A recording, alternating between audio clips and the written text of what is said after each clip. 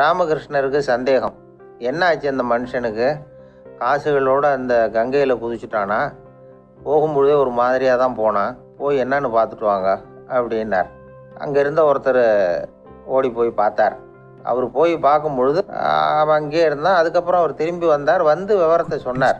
அதாவது அவன் கங்கை கரையில் உட்காந்துக்கிட்டு ஒவ்வொரு நாணயமாக 1 2ன்னு எண்ணி எண்ணி வீசிக்கிட்டு இருக்கிறான்.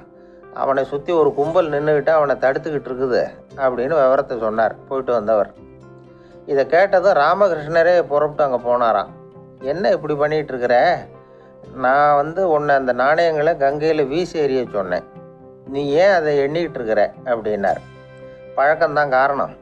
நான் ஒவ்வொரு நாளும் ஒவ்வொன்றா சேமித்து வச்சேன். இன்றைக்கி என்கிட்ட நிறைய இருக்குது.